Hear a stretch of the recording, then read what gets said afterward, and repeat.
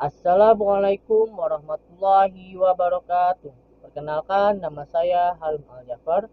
Nomor NPM saya 20706516085. Dosen penguji Bapak Denny Hidayatullah MMSI. Saya dari Program Studi Sistem Informasi, Fakultas Teknologi Komunikasi dan Informatika. Pada kesempatan kali ini, saya akan menjelaskan sebuah resume dari pertemuan 1 sampai pertemuan ke-7 pada mata kuliah Komunikasi Data dan Jaringan. Pada materi yang pertama yaitu Komunikasi Data. Pengertian komunikasi data. Komunikasi data adalah proses pengiriman dan penerimaan data atau informasi dari dua atau lebih device seperti komputer, laptop, printer, dan alat komunikasi lain yang terhubung dalam sebuah jaringan, baik lokal maupun yang luas seperti internet. Pada dasarnya, komunikasi data merupakan proses pengiriman informasi di antara dua titik menggunakan kode biner melewati saluran transmisi dan peralatan switching. Bisa antara komputer dan komputer, komputer dengan terminal, komputer dengan peralatan, atau peralatan dengan peralatan. Fungsi komunikasi data. Fungsi komunikasi data yaitu mempermudah kemungkinan pengelolaan dan pengaturan data yang ada dalam berbagai macam sistem komputer, mengurangi waktu untuk pengelolaan data, mendapatkan data langsung dari sumbernya, mempercepat penyebarluasan informasi. Komunikasi data juga terbagi ke dalam beberapa jenis, diantaranya secara terestrial dan satelit. Ada juga melalui komunikasi offline dan komunikasi online. Sedangkan menurut jenis datanya yaitu komunikasi data analog dan komunikasi data digital media. Dalam komunikasi data yang sering digunakan yaitu kabel, wireless atau Wi-Fi, Bluetooth, dan lain-lain. Lalu ada komponen atau elemen kunci model komunikasi data. Yang pertama ada source atau sumber. Alat ini membangkitkan data sehingga dapat ditransmisikan, contohnya telepon dan personal komputer. Lalu yang kedua ada transmitter atau pengirim. Biasanya data yang dibangkitkan dari sistem sumber tidak ditransmisikan secara langsung dalam bentuk aslinya, yaitu contohnya modem atau satu alat transmitter. Yang ketiga ada transmission system atau sistem transmisi, berupa jalur transmisi tunggal atau single transmission line atau jaringan kompleks atau disebut juga complex network yang menghubungkan antara sumber dengan destination atau tujuan. Lalu yang keempat ada receiver atau penerima. Receiver menerima sinyal dari sistem transmisi dan menggabungkannya ke dalam bentuk tertentu yang dapat ditangkap oleh tujuan. Sebagai contoh, sebuah modem akan menerima suatu sinyal analog yang datang dari jaringan atau jalur transmisi dan mengubahnya menjadi suatu digital bit stream. Lalu yang kelima ada destination atau tujuan, menangkap data yang dihasilkan oleh receiver. Lalu yang keenam ada protokol, seperangkat aturan yang mengatur komunikasi data. Protokol mempresentasikan kesepakatan antara berbagai perangkat komunikasi. Lalu ada jenis komunikasi data pada jaringan. Komunikasi data dalam jaringan sinkron. Komunikasi daring sinkron adalah komunikasi yang dilakukan secara real time menggunakan perantara melalui internet. Contohnya, aplikasi chatting seperti WhatsApp, BBM, Line, Telegram, dan lain-lain. Ada video chat seperti Skype, Line, FaceTime, Google Plus, atau Hangout, dan lain-lain. Lalu ada komunikasi dalam jaringan asinkron. Komunikasi dalam jaringan asinkron yaitu komunikasi yang dilakukan secara tertunda yang menggunakan perantara melalui internet. Contohnya aplikasi email, video streaming, dan lain-lain. Lalu ada transmisi data. Transmisi data merupakan suatu proses pengiriman data dari sumber data ke suatu penerima data menggunakan media komputer ataupun elektronik. Informasi yang ditransmisikan dapat berupa audio, video, dan data, seperti huruf, angka, dan lain-lain. Dalam transmisi data terdapat berbagai bagian penting di dalamnya, yaitu sinyal dan modulasi, media transmisi data, arah transmisi data, dan mode transmisi data. Lalu ada sinyal. Sinyal merupakan suatu fungsi waktu, namun juga dapat diekspresikan sebagai suatu fungsi frekuensi, di mana sinyal terdiri dari komponen-komponen frekuensi yang berbeda. Pandangan frekuensi domain dari suatu sinyal lebih penting bagi suatu pemahaman mengenai transmisi data dibanding pandangan time domainnya. Lalu ada sinyal analog. Sinyal analog adalah sinyal data dalam bentuk gelombang yang kontinu yang membawa informasi dengan mengubah karakteristik gelombang. Dua parameter atau karakteristik utama yang dimiliki oleh isyarat analog adalah amplitude dan frekuensi. Isyarat analog umumnya dikatakan dengan gelombang sinus, mengingat gelombang sinus merupakan dasar untuk sebuah bentuk isyarat analog.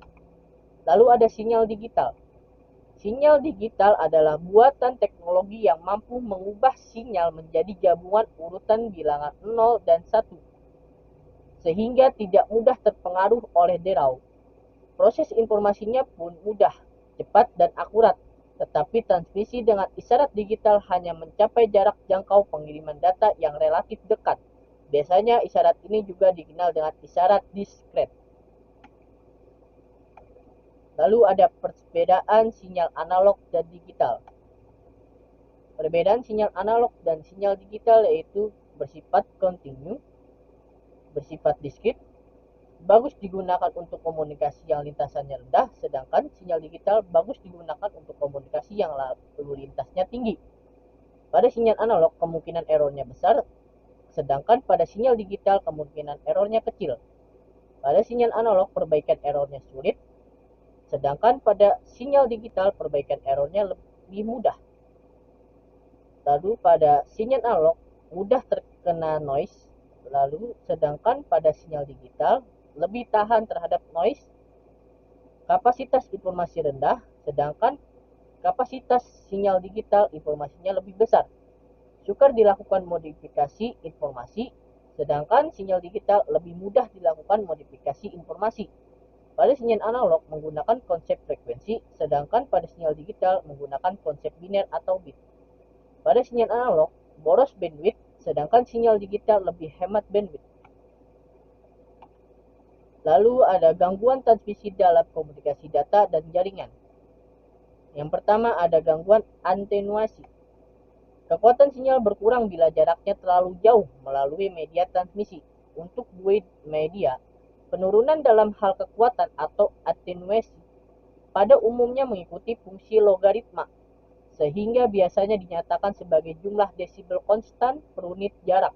Untuk unwidth media, atenuasi adalah fungsi yang lebih kompleks dari jarak. Atenuasi membawakan 3 pertimbangan untuk membangun transmisi. Lalu ada distorsi tunda. Distorsi tunda merupakan sebuah fenomena khas pada media width. Distorsi yang terjadi disebabkan oleh kenyataan bahwa kecepatan penyebaran sebuah sinyal melewati medium width berbeda dengan frekuensi. Untuk sebuah sinyal band terbatasi, kecepatannya cenderung sangat tinggi di dekat pusat frekuensi dan turun mengarah pada kedua sisi band. Sehingga berbagai komponen frekuensi suatu sinyal akan mencapai receiver pada waktu yang berlainan dan mengakibatkan fasenya berubah di antara frekuensi yang berbeda-beda. Lalu ada gangguan derau.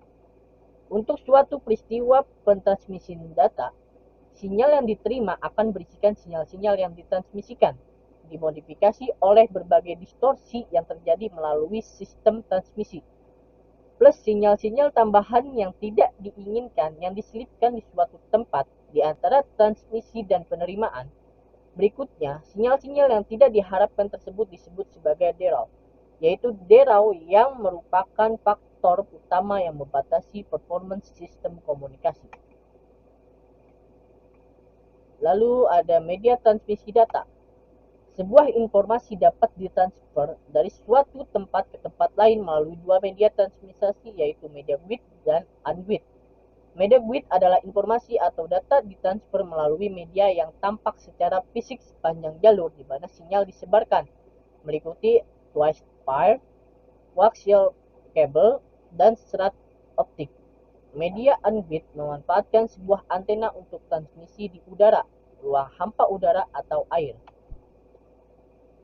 Lalu ada twisted wire. Twisted pair adalah media transmisi fluid yang paling hemat dan paling banyak digunakan. Sebuah twisted pair terdiri dari dua kawat yang disegat yang disusun dalam satu pola spiral beraturan. Sepasang kawat bertindak sebagai satu jalur komunikasi tunggal. Biasanya beberapa pasangan kawat tersebut dibandel menjadi satu kabel dengan cara dibungkus dalam sebuah sarung pelindung yang keras. Pada jarak yang sangat jauh, kabel berisikan ratusan pasang kawat. Penggulungan cenderung mengingatkan inferensi crosstalk di antara sepasang kawat yang saling berdekatan di dalam suatu kabel. Pasangan yang berdekatan dalam suatu bundle biasanya sedikit berlainan panjang gulungannya untuk mengurangi intervensi crosstalk. Pada jalur jarak jauh, panjang gulungan biasanya bervariasi dari 5 sampai 15 cm. Kabel yang saling berpasangan memiliki tingkat ketebalan mulai dari 0,4 sampai 0,9 mm. Lalu ada coaxial cable. Coaxial cable seperti halnya dengan twisted pair terdiri dari dua konduktor, namun disusun berlainan untuk mengatur pengoperasiannya melalui jangkauan frekuensi yang lebih luas. Terdiri dari konduktor silindris yang mengelilingi suatu kawat konduktor dalam tunggal. Konduktor bagian dalam dibungkus baik dengan konduktor kawat jaring maupun penyekat dalam. Konduktor terluar dilindungi oleh suatu selubung atau pelindung. Sebuah koaksial kabel tunggal memiliki diameter mulai dari 1 sampai 2,5 cm. Karena perlindungan ini dengan konstruksi berbentuk melingkar, koaksial kabel menjadi tahan terhadap interferensi dan crosstalk dibandingkan twisted pair. Koaksial kabel juga dapat digunakan untuk jarak yang lebih jauh dan mampu mendukung beberapa stesen dalam sebuah jalur dipakai banyak user dibanding twisted pair. Serat optik. Serat optik sangat tipis sekali, namun memiliki kemampuan tinggi memandu sebuah sinar optik. Serat optik terbuat dari berbagai jenis kaca dan plastik. Kerugian terendah dapat diperoleh dengan menggunakan serat yang terdapat dari ultra pure fused silica. Namun serat ultra pure ini sulit diproduksi. Ada juga jenis lain, yaitu serat kaca high loss multikomponen yang lebih ekonomis namun masih memberikan kinerja yang baik. Sedangkan serat plastik sedikit lebih mahal dan bisa digunakan untuk koneksi jarak di mana tingkat kerugiannya masih dapat diterima. Lalu pada jaringan komputer. Pengertian jaringan komputer yaitu jaringan komputer adalah interkoneksi antara dua komputer autonomous atau lebih yang terhubung dengan media transmisi kabel atau tanpa kabel, yaitu wireless. Tujuan atau manfaat jaringan komputer. Manfaat jaringan komputer bagi user dapat dikelompokkan menjadi dua, yaitu untuk kebutuhan perusahaan dan jaringan untuk umum. Tujuan utama dari terbangunnya sebuah jaringan pada suatu perusahaan adalah yang pertama ada resource sharing yang bertujuan agar seluruh program peralatan khususnya data dapat digunakan oleh setiap orang yang ada pada jaringan. Lalu yang kedua ada saving money, penghematan atau anggaran. Perangkat dan data yang dapat di-share akan membuat penghematan anggaran yang cukup besar karena tidak perlu membeli perangkat baru untuk dipasang di tiap-tiap unit komputer. Lalu yang ketiga ada high reliability atau yang disebut kehandalan tinggi. Sistem informasi manajemen kantor terpadu atau sistem pelayanan satu atap dengan teknologi client server. Internet maupun intranet dapat diterapkan pada jaringan komputer sehingga dapat memberikan pelayanan yang handal, cepat dan akurat sesuai kebutuhan dan harapan.